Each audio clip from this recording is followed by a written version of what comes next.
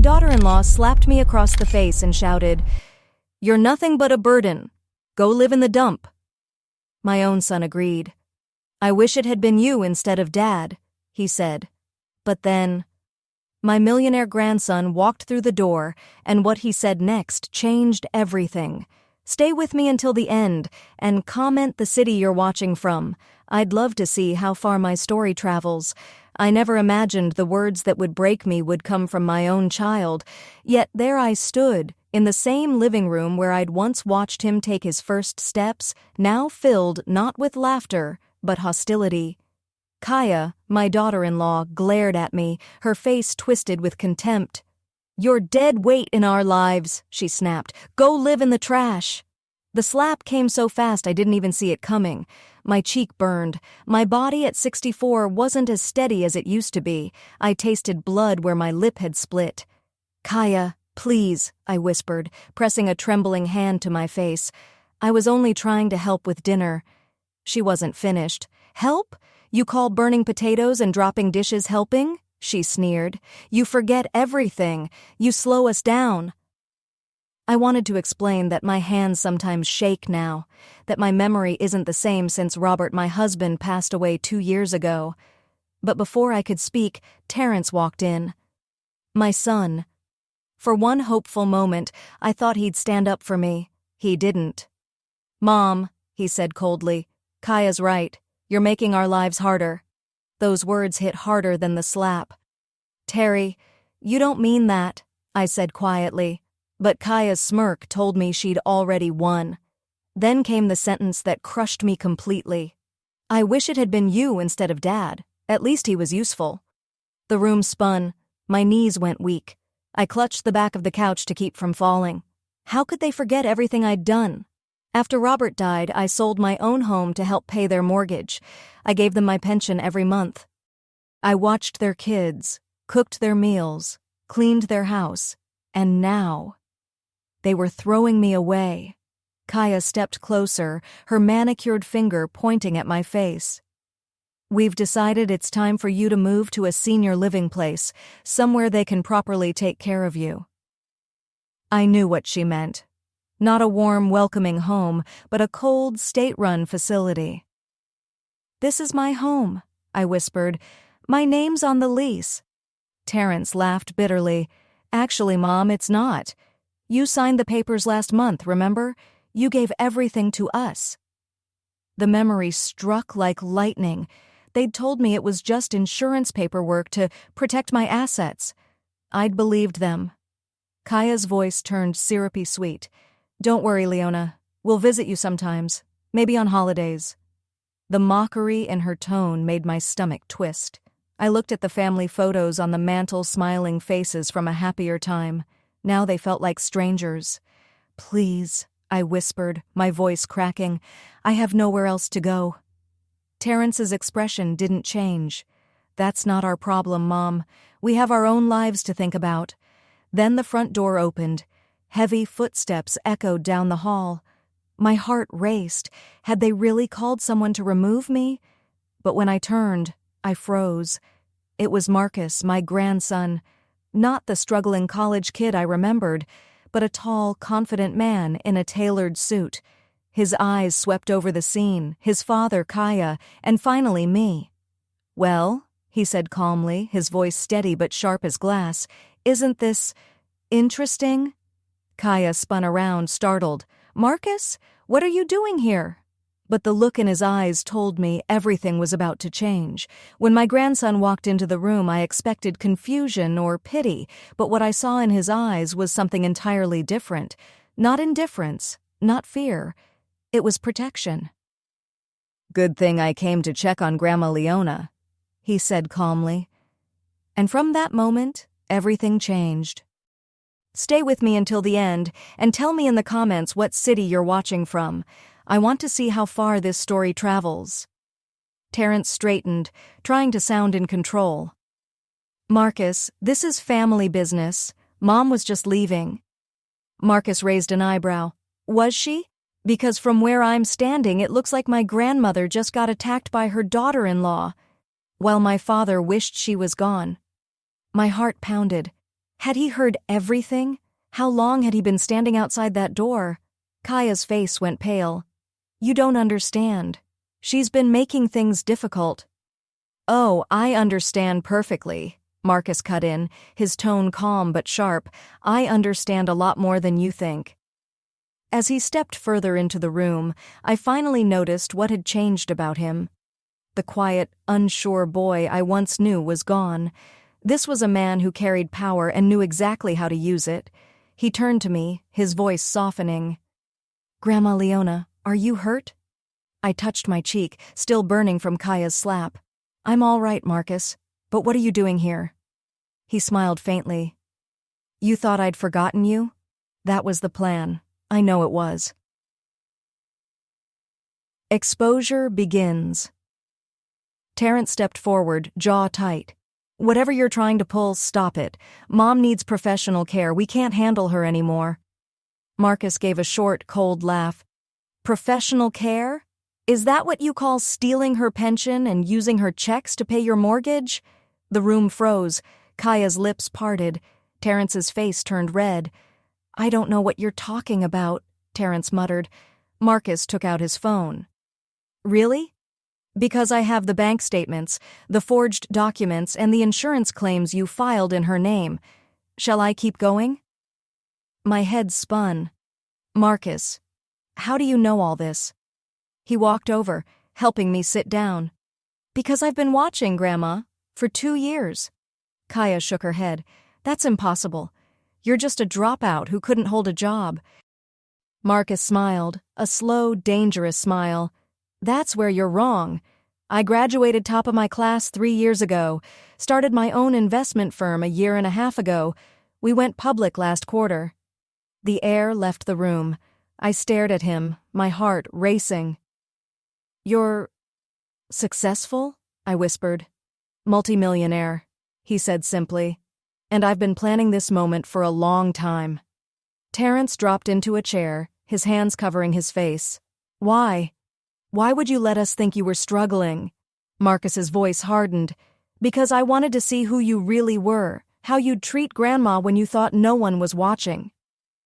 Revelation plus, turning point. He turned back to me.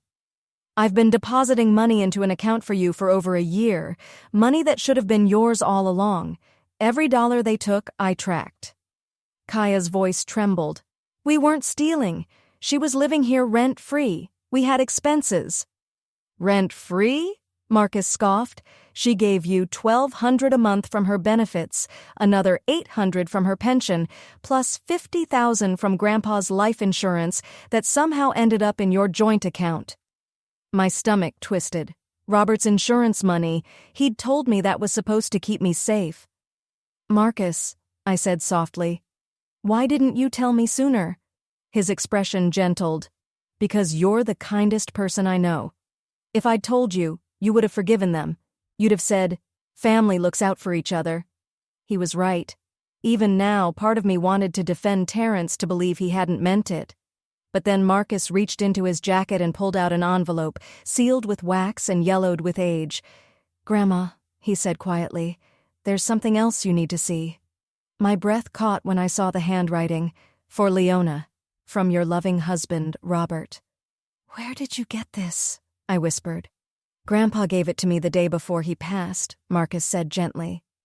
He told me to give it to you only if things ever got truly bad, if Dad proved he couldn't be trusted to protect you.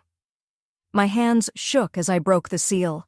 Inside was a single page, written in Robert's familiar hand. My hands trembled as I unfolded the letter. My dearest Leona, I read aloud, my voice barely steady. If you're reading this, then our son has failed you in ways that break my heart. I froze. The words didn't sound real. Robert had always believed in Terrence. What could he mean? There are things I never told you about Terrence, the letter continued. Things I discovered, but kept to myself because I didn't want to hurt you. I looked up at Marcus, my voice shaking. Marcus, what does this mean? He nodded gently. Keep reading, Grandma. My eyes returned to the page. I had a paternity test done when Terrence was 15, after I found some old letters his mother had hidden. Leona, my love, Terrence is not my biological son. The words hit like a physical blow. I read them again and again, trying to make sense of them. His real father was a man named James Mitchell, the letter went on.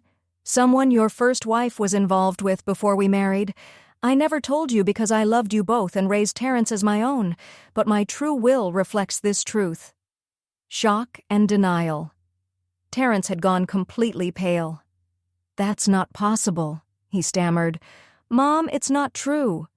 But Marcus was already opening another folder. Actually, it is true, he said calmly.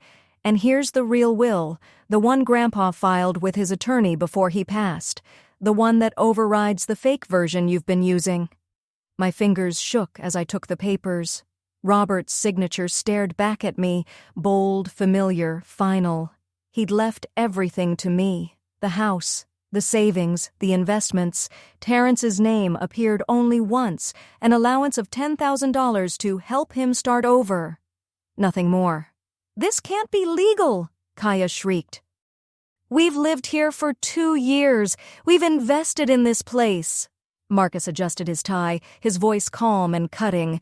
It's perfectly legal and fully enforceable. The room fell silent except for the pounding of my heartbeat. Everything I thought I knew about my family, my life, my place in the world shattered in an instant. And yet, for the first time in years, I didn't feel powerless. Truth comes to light. Terrence's voice cracked. This is impossible. Dad loved me. He raised me. He wouldn't have what? Marcus interrupted. Wouldn't have protected the woman he actually loved from the man who drained her dry? The man who wasn't even his real son, but whom he raised anyway out of love for her? I looked at Terrence, really looked at him, and suddenly I saw it.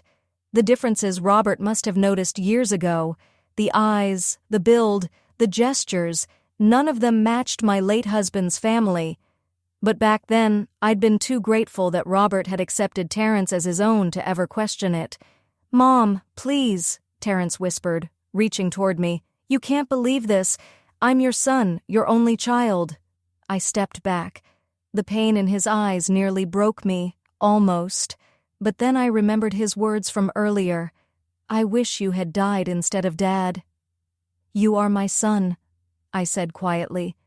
But that doesn't give you the right to take from me. It doesn't give you the right to wish me gone. Marcus takes control. Kaya, who had been silent until now, suddenly exploded. This is ridiculous. We've been taking care of you for years, feeding you, housing you, putting up with your constant needs, and this is how you repay us? Marcus's laugh was sharp and humorless. Put up with her? You mean the woman whose checks you've been depositing into your own account? The woman whose pension you've been using to pay your mortgage and your credit cards? Kaya's voice rose. We had expenses.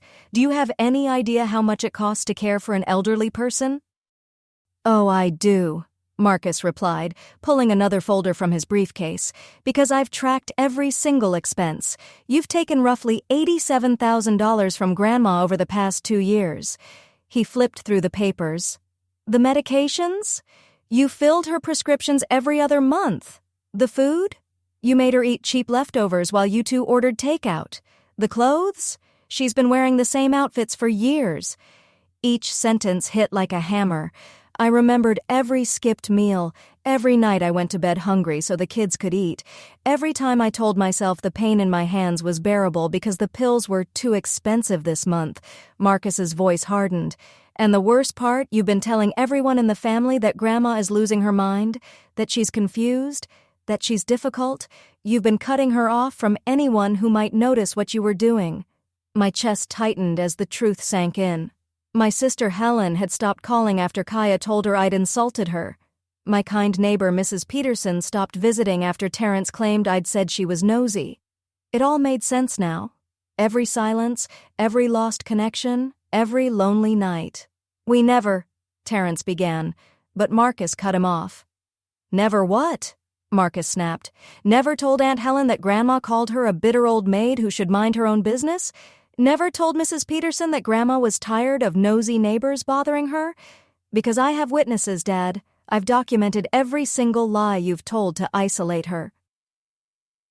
Tears filled my eyes, but they weren't from sadness anymore. They were from rage. Pure, sharp rage at how carefully they had dismantled my life, my relationships, my dignity. Why? I whispered, my voice trembling. Why would you do this to me? I raised you. I loved you. When your real father left us, I worked 3 jobs just to keep food on the table, and when Robert came into our lives, I made sure you felt wanted. That you belonged. Terrence's face crumpled, and for a brief moment, I saw the scared boy he once was. Mom, we were drowning. The house, the kids' school, Kay's hospital bills when she was expecting Lily. We just needed help, and you had all that money sitting there. So, you decided to take it, Marcus said flatly.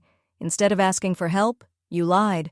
You manipulated an elderly woman and took everything she had. Kaya suddenly stood, her face flushed. You want the truth? Fine. Your innocent grandma wasn't easy to live with. She forgot things, left the stove on, complained nonstop. Do you know what it's like living with that? Do you know what it's like? I shot back, surprising even myself with the strength in my voice, to live with people who make you feel like a burden just for existing? Marcus lifted his phone and held it out. This, he said, is a recording of what happened here 20 minutes ago. Ka slapping Grandma. You, he turned to Terrence, telling your own mother you wish she was gone. Every word, every sound, recorded. Kaya lunged at him, but Marcus stepped aside. You were recording us? She shrieked. I've been recording everything for the past 6 months, Marcus said evenly. Grandma gave me permission to install security cameras because I told her there'd been break-ins nearby. She had no idea what I was really protecting her from. The color drained from Terrence's face. Marcus, son, think about what you're doing. This will tear our family apart. Marcus's reply was cold and steady. What family, Dad? The family that steals from the woman who gave them everything? The family that wishes their own mother was gone? I looked at my grandson, this young man who had become the protector I never knew I'd need, and felt both heartbreak and pride. He had become the adult in a house where the adults had failed. Reclaiming power. What happens now? I asked quietly. Marcus turned to me, his tone soft again. Now, Grandma, you decide. Grandpa's will makes this your house. Your savings will be restored with interest, and you get to choose whether to press charges for what they did. For the first time in years, I had something I thought I'd lost forever choice. I stood tall. You have until tomorrow morning to pack your things and leave, both of you. Kaya's jaw dropped. You can't be serious. Where are we supposed to go? What about the kids? You should have thought about that before you decided to take everything from me, I said calmly, before you called me dead weight who belonged in the trash. Terrence fell to his knees. Mom, please, I'm sorry. We were wrong. Don't do this. We can fix it. I'll pay you back. I looked at him, the man who had once been my whole world, and felt nothing but pity. You had 2 years to fix it, I said quietly. 2 years to show me kindness. You didn't. That wasn't a mistake, Terrence. That was a choice you made every single day. The weight of those words settled in the room like a final verdict. The next morning arrived faster than I expected, yet slower than I hoped. I hadn't slept. My mind kept circling between disbelief, anger, and something else, something I hadn't felt in years. Freedom. I sat at the kitchen table, sipping coffee from my favorite mug, the one Kaya had hidden away because she said it was too nice for everyday use. Marcus had found it, washed it, and placed it beside me. Such a small thing. Yet it felt like reclaiming a piece of myself. The sound of luggage dragging down the stairs broke the silence. Kaya appeared in the doorway, red-eyed and exhausted. Terrence followed, older somehow, carrying 2 heavy suitcases. He stopped at the kitchen door. Mom, can we please talk about this? I looked at him over the rim of my cup. This man I had sacrificed everything for. "What's left to talk about, Terrence?" I asked softly. He opened his mouth, but no words came. For once, I didn't fill the silence. I simply took another sip of coffee, feeling the morning sun warm my face. For the first time in years, the house was quiet, and it finally felt like mine again. "I know we hurt you," Terrence said quietly, "but we're family. That has to mean something." The audacity of it took my breath away. "Family?" I repeated. "You mean the same family that told me I should have been the one to die? That family?" Terrence's face flushed red. I was angry. I didn't mean it. "Angry about what?" I shot back. "About having to live with the woman who gave up everything to raise you? The one who worked 3 jobs so you could have school clothes and birthday cakes?" Before he could answer, Marcus entered the kitchen in a sharp business suit. "The moving truck is here," he announced calmly. "Right on schedule." Kaya spun around, panic in her eyes. "Moving truck? What moving truck?" "The one I hired to help you move," Marcus replied. "Since you're leaving today, I thought you might need assistance." Kaya's voice broke. "We don't have anywhere to go. You can't just throw us out." Marcus raised an eyebrow and showed her his phone. "Actually, I can. According to the lease you signed 3 months ago, you've been subleasing this house from Grandma. That agreement allows for immediate termination in cases of fraud or abuse." Terrence's voice came out barely a whisper. "What lease?" "The one you signed when you thought you were transferring Grandma's ownership to yourselves," Marcus said. "What you really signed was a document confirming she's the rightful owner and your tenants. My legal team is very thorough." I stared at my grandson in astonishment. He hadn't just stumbled into this, he'd been planning it, every step, every detail. "You set us up," Kaya shouted, pointing a trembling finger. "I documented your crimes," Marcus corrected calmly. "There's a difference." Terrence slumped into a chair, his head in his hands. "We'll be homeless," he murmured. "The kids will have to change schools." For a moment my resolve faltered. Those children were innocent. They were my grandchildren too. But then I remembered the documents Marcus had shown me the night before. Proof that Terrence and Kaya had stolen from their own children's college funds too. "The children will be fine," I said firmly. "They'll adapt, and maybe they'll learn what integrity looks like." Kaya's voice turned bitter. "Integrity? From you? You're destroying your own family over money." "No," I said, standing tall. "You destroyed this family when you turned me into a paycheck. I'm just refusing to let you destroy me with it." The doorbell rang. Marcus went to answer it. Moments later, a woman in a navy suit entered, followed by 2 officers. "Mrs. Morrison," she said professionally, "I'm Detective Sarah Walsh from the County Elder Protection Unit. We've received a report of financial exploitation and abuse. We'd like to speak with everyone involved." Kaya let out a strangled sound, half sob, half scream. "This isn't happening." "Oh, but it is," Marcus said quietly. "Because in this state, elder abuse is a serious crime, and theft over $50,000 is a federal offense. For the next hour, my life was laid bare. Bank statements, recordings, photographs of my bruised cheek. Every ugly truth exposed beneath the light of justice." Terrence sat frozen, silent. Kaya alternated between crying and shouting that it wasn't fair. At last, Detective Walsh closed her file. "Mrs. Morrison, you have options. You can request full criminal prosecution, which may result in prison time. You can seek civil restitution for the money taken, or you can pursue both." I looked at Terrence, this man I had once loved more than my own life, then at Kaya, who had never once shown me kindness. "I want full restitution," I said quietly. "Every cent they stole plus interest, and I want to press charges." "Mom, please," Terrence whispered, tears filling his eyes. "You made your choice when you decided to steal from me," I replied softly. "Now I'm making mine." Detective Walsh nodded. "Mr. and Mrs. Morrison, you're under arrest for financial exploitation and elder abuse." The sound of the handcuffs clicking shut echoed through the house. Kaya glared at me, her voice shaking with fury. "This isn't over, Leona. We'll prove you're not capable of making these decisions." Marcus stepped forward, his voice calm and cutting. "Actually, Grandma passed a full psychological evaluation yesterday, certified by 3 independent doctors, so good luck with that." When the police cars pulled away, the house fell silent. For the first time in years, the silence didn't feel heavy. It felt peaceful. I stood in the living room, surrounded by sunlight, looking at the space that was mine, again, truly mine. Marcus placed a gentle hand on my shoulder. "Are you okay, Grandma?" he asked softly.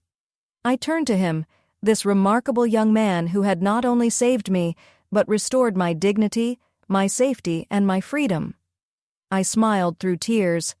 "I am now, Marcus. I really am." He smiled back. "Grandpa would have been proud of you."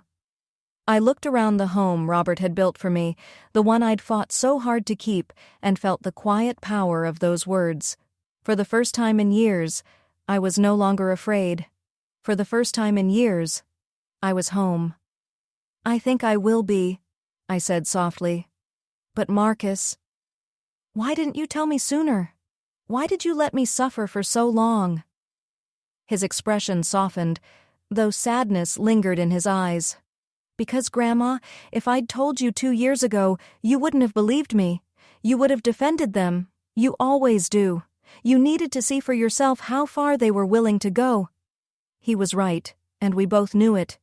Even now, a part of me wanted to call the police and drop the charges, to somehow forgive, forget, and rebuild what was left of my family.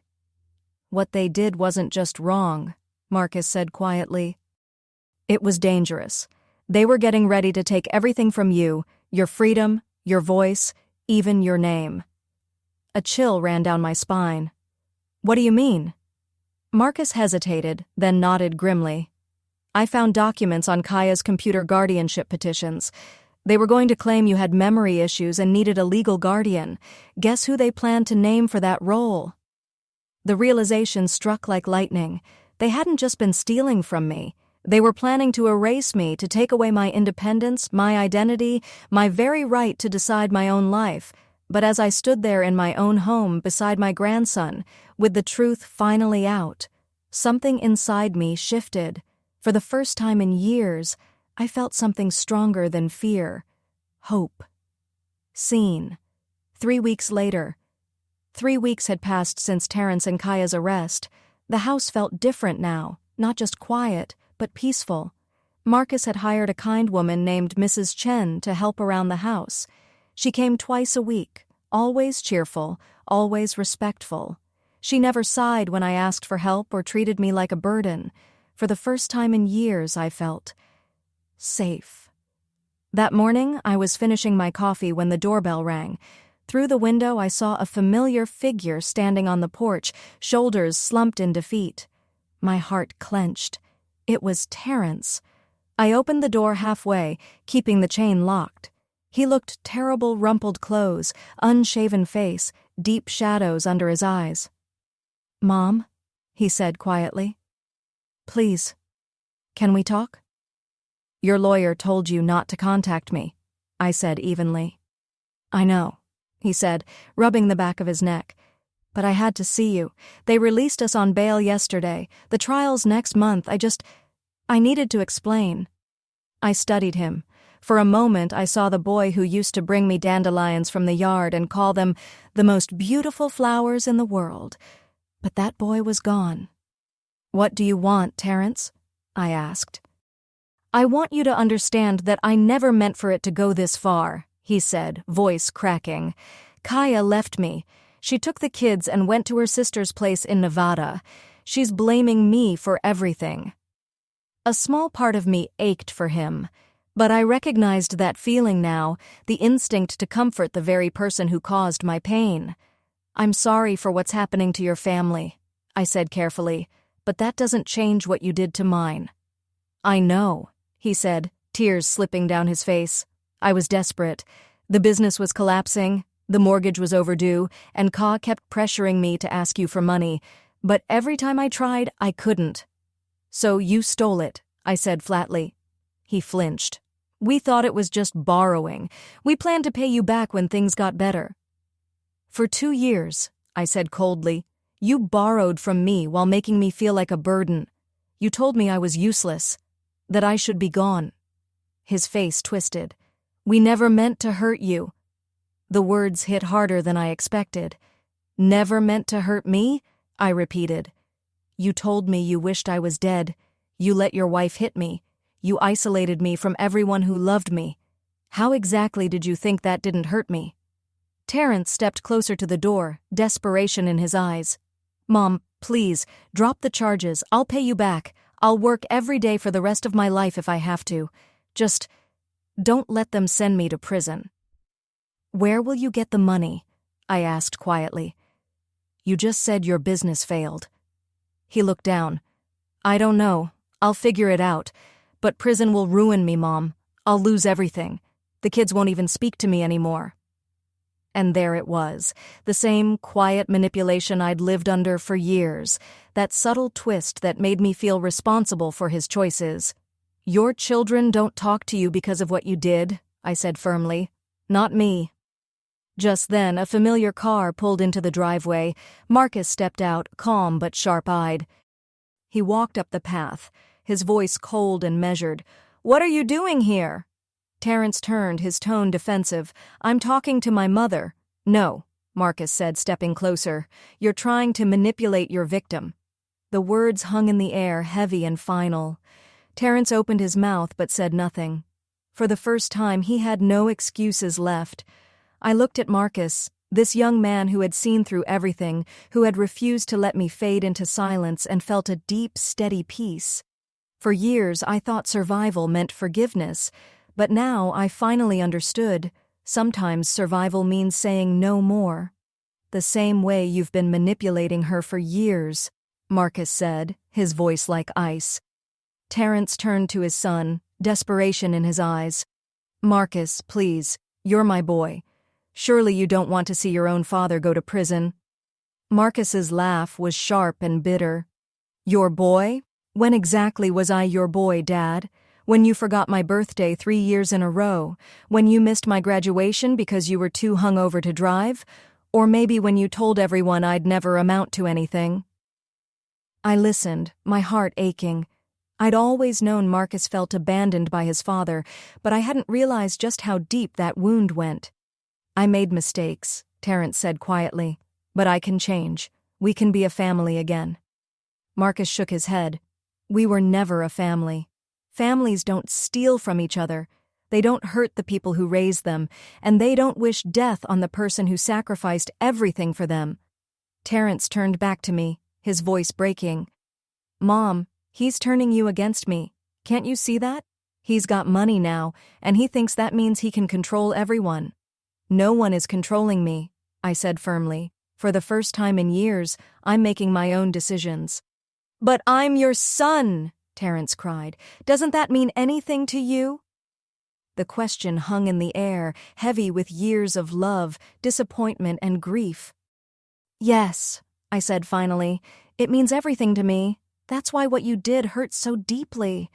Marcus touched my arm gently. Come on, Grandma. You don't have to listen to this. But I didn't move. I looked at Terrence through the narrow space in the doorway. Do you want to know the worst part? I asked. He nodded, eyes wide with fragile hope. The worst part, I said softly, is that if you had come to me 2 years ago and told me the truth, if you had said you were in trouble, I would have helped you, gladly, because I loved you and I wanted to protect your family. Terrence went pale. You would have? Of course, I said, but instead you lied, you stole, you made me feel like I was worthless. You tried to solve your problems by destroying my dignity. He swallowed hard. I can make it right, Mom. Please, just give me another chance. I looked at him, the man who had once been my little boy, the one I had held when he was sick, cheered for at every school event, and loved beyond measure, and realized something. Loving him didn't mean letting him destroy me. I gave you chances, Terrence, I said quietly. Every day I lived in that house was another chance. Every time you took my money, every time Kaya insulted me and you said nothing, you had a choice. Hundreds of them. And every single time, you chose wrong. So no, I won't give you another chance to hurt me. The light went out in his eyes. So that's it? You're really going to let me go to prison? I'm not letting you do anything, I said steadily. You chose this path. I'm just choosing not to save you from it. Marcus stepped forward, protective. Dad, you need to leave, now, before I call your bail officer. Terrence looked at both of us one last time, then turned and walked away. I watched his old car disappear down the street, and something inside me broke. Not my resolve, but the last piece of guilt I'd been carrying. Marcus's voice was soft beside me. Are you okay, Grandma? I closed the door and leaned against it, feeling the weight of everything that had happened. I think I am, I said quietly. For the first time in a very long time. I really am. But even as I said it, I knew the hardest part was still ahead. Scene. The trial. The courthouse loomed larger than I'd imagined. As Marcus helped me up the concrete steps, I felt every one of my 64 years. But when we reached the heavy wooden doors, I lifted my chin and walked in with purpose. The trial lasted 3 long days. 3 days of lawyers dissecting my life, my parenting, my mistakes. 3 days of watching my son sit at the defendant's table, sometimes remorseful, sometimes angry, but always a stranger. And now, as we waited for the jury to return, I sat in the hallway, hands folded in my lap. Marcus sat beside me, calm and steady, occasionally checking his phone, but never leaving my side. Mrs. Morrison? A woman's voice called. I looked up. A woman about my age stood at the end of the hall, silver hair, kind eyes, and a gentle smile. I'm sorry to interrupt, she said softly. My name is Janet Peterson. I'm Mrs. Peterson's daughter. Your old neighbor? My heart skipped. Oh yes, I remember you. How's your mother? Janet's smile faltered, and for a moment she looked down. Her voice was quiet when she finally spoke. She passed away last year, but before she did, she told me to find you. And to tell you she never believed what they said. She knew you'd never said those awful things. The world seemed to blur for a moment. I felt tears welling in my eyes, tears of grief, of gratitude, of long overdue vindication. Thank you, I whispered. That means more than you know. Janet smiled sadly and placed a comforting hand on my shoulder before walking away. A moment later, the courtroom doors opened. The jury has reached a verdict. Marcus stood and offered me his hand. Ready, Grandma? I took a deep breath and rose to my feet. Yes, I said. I'm ready. As we walked toward the doors, I wasn't sure what the jury's decision would be. But for the first time in years, I knew one thing for certain. Whatever happened next, I wasn't afraid anymore. She passed away last winter, Janet said softly. But before she died, she asked me to give you something, if I ever saw you. She reached into her purse and pulled out a small, carefully wrapped package. She wanted me to tell you that she never believed what your son said, that you didn't want visitors. She told me she knew you better than that, and she was sorry she let him convince her to stay away. My hands trembled as I unwrapped the paper. Inside was a small ceramic bird-bright blue with delicate painted flowers. I remembered it instantly. It had sat on Mrs. Peterson's mantel the first time she invited me for tea. I'd admired it then, and she'd smiled, saying it reminded her of freedom. She wanted you to have it, Janet said gently. She told me to tell you that real friends don't walk away, even when other people try to make them. Tears filled my eyes and spilled down my cheeks. Mrs. Peterson had been one of my dearest friends. Losing her companionship had been one of the cruelest parts of the isolation Terrence and Kaya forced upon me. To know she hadn't believed their lies, that she'd thought of me even near the end, was a gift I hadn't expected. Thank you, I whispered. This means more than you know.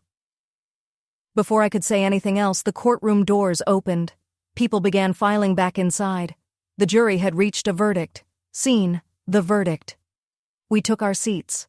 I glanced toward the defense table. Terrence sat there, smaller somehow, the confidence gone. Kaya sat rigid beside him, eyes down, avoiding mine. When Terrence looked up, our eyes met. And for the first time in years, I saw something in his face I hadn't seen before. Remorse. The judge called for silence as the jury foreman stood. In the case of the state versus Terrence Morrison and Kaya Morrison, on the charge of financial exploitation of a vulnerable adult, he read, "We find the defendants guilty." The words echoed through the courtroom like a final bell. Marcus gently squeezed my hand, but I couldn't look away from Terrence. His shoulders sagged beneath the weight of what he'd done. "On the charge of elder abuse," the foreman continued, "we find the defendants guilty." A quiet gasp rippled through the room. Terrence's lawyer placed a hand on his shoulder, but Terrence wasn't listening. His eyes were locked on me. And for a moment, just a moment, I saw not the man who'd betrayed me, but the boy I once knew. Scene. Before sentencing. When the hearing ended, Terrence's lawyer approached. "Mrs. Morrison," he said softly, "my client has requested to speak with you before sentencing. He hopes you might consider writing a letter to the judge asking for leniency." I looked past him to where Terrence stood in handcuffs, flanked by 2 officers. "I'll think about it," I said, but I already knew my answer. Scene. The sentencing. 1 week later, I stood in my kitchen, sunlight pouring across the counter. Outside, the roses Robert and I had planted years ago were in full bloom-red petals bright against the morning light. The house felt different now, not because it was emptier, but because it was mine again. Marcus appeared in the doorway. "The sentencing's in an hour," he said gently. "Are you ready?" I nodded, brushing my fingers across the little blue bird that now sat on my windowsill. "Yes," I said quietly. "I'm ready." At the courthouse, I sat behind Marcus as the judge read the sentence. Terrence 3 years in prison, with the possibility of parole after 18 months if he completed a financial responsibility program and repaid everything he'd stolen. Kaya 2 years of probation and community service after testifying against him in exchange for leniency. When the gavel fell, the sound felt final. A chapter closed. Scene, the last conversation. As Marcus and I prepared to leave, a bailiff approached. "Ma'am, the defendant asked if he could speak with you privately before he's taken into custody." I hesitated, then nodded. Moments later, I stood face to face with Terrence in a small conference room. He looked older than his 42 years, tired, hollow, defeated. "Mom," he said softly, "I know I don't deserve your forgiveness. I know I've lost the right to call you family." He paused, eyes glistening. "But I just needed you to know. I'm sorry, for all of it." I studied him for a long moment, the lines around his eyes, the regret written across his face. "Terrence," I said quietly, "I believe you are sorry." He looked up in surprise. "But being sorry doesn't erase what you did," I continued. "It doesn't give me back the years you took, or the peace you shattered. Forgiveness isn't about pretending it never happened. It's about deciding not to let it define me anymore." Tears spilled down his cheeks. "I wish I could take it back." "So do I said softly. "But now, all either of us can do is move forward." I stepped closer, reaching out to gently touch his arm. "I hope prison teaches you what family really means.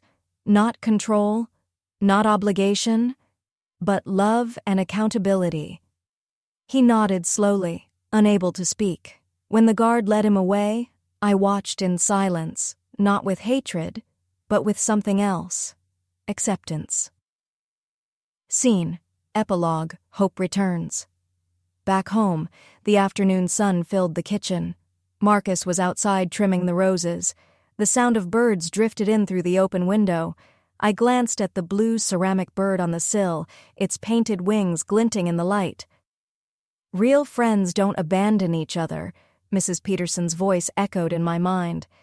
I smiled. For the first time in years, the house felt alive again, full of warmth and peace and second chances. "Grandma?" Marcus called from the garden. "Want to help me pick some roses for the table?" I laughed softly. "Give me a minute." As I stepped into the sunlight, I thought of Robert, of Mrs. Peterson, of all the love I'd nearly forgotten I had, and I realized something simple and true. You're never too old to start over. I waited, saying nothing. Terrence's voice was quiet, trembling. "I just want you to know. I remember now. I remember how hard you worked to take care of me when I was a kid. How you used to read to me every night, even after working double shifts. How you never missed a single school play or baseball game, no matter how tired you were." His voice cracked. Somewhere along the way, I forgot all of that. I let my problems and Kaya's influence make me forget who you really are, what kind of person you've always been. Tears pricked at my eyes, but I didn't speak. "I don't expect you to forgive me," he continued. "I just needed you to know that I remember now. And I'm sorry I ever made you feel like you were anything less than the most loving, generous mother a son could have." The guard stepped forward. "Time's up." As Terrence stood, I finally found my voice. "I do forgive you," I said softly, "but that doesn't mean I'll forget. And it doesn't mean I'll ever again let anyone make me feel worthless." His eyes filled with tears. "I understand." Scene. 3 months later. A new beginning. 3 months later, Marcus and I sat on the back porch, watching the sunset paint the sky in shades of pink and gold. The house looked renewed, fresh paint, new appliances, and a blooming garden that Mrs. Chen had helped me plan. Everything felt alive again. "I got a letter from Dad today," Marcus said, holding an envelope stamped with the prison's return address. "What does he say?" I asked. "He's doing well. He's in a financial responsibility program learning to budget and manage money for the first time in his life. And he's been volunteering in the literacy group, teaching other inmates to read." A small smile touched my lips. "That sounds like something the old Terrence would have done, the boy I raised." Marcus folded the letter carefully. "He asks about you in every letter. He doesn't expect a reply, but he wants to know you're happy." "And what do you tell him?" I asked. Marcus looked at me, this woman who had become once again not just his grandmother but his friend. "I tell him you're more than happy," he said softly. "I tell him you're free." Scene. The meaning of freedom. The word lingered in my mind. Free. Free from the anxiety of walking on eggshells, free from the fear of being a burden, free from the weight of trying to earn love that should have been given freely. "Yes," I said, watching the last rays of sunlight fade behind the trees. "I am free." On the kitchen windowsill, the small blue ceramic bird caught the fading light, its painted wings glowing softly in the dusk. Mrs. Peterson had been right all along. Real friendship doesn't abandon you, even when others try to tear it away. And real family, I'd learned, isn't always the people you share blood with. Sometimes it's the ones who choose to stand beside you when everyone else walks away. Sometimes it's a grandson who spends years documenting the truth to protect you when you can't protect yourself. Sometimes it's a neighbor who leaves behind a gift and a message to remind you that you were never forgotten. As the stars began to appear in the night sky, I felt something I hadn't felt in years. Excitement. Excitement for tomorrow, for next week, for the life I still had ahead of me. At 64 years old, I was finally ready to start living.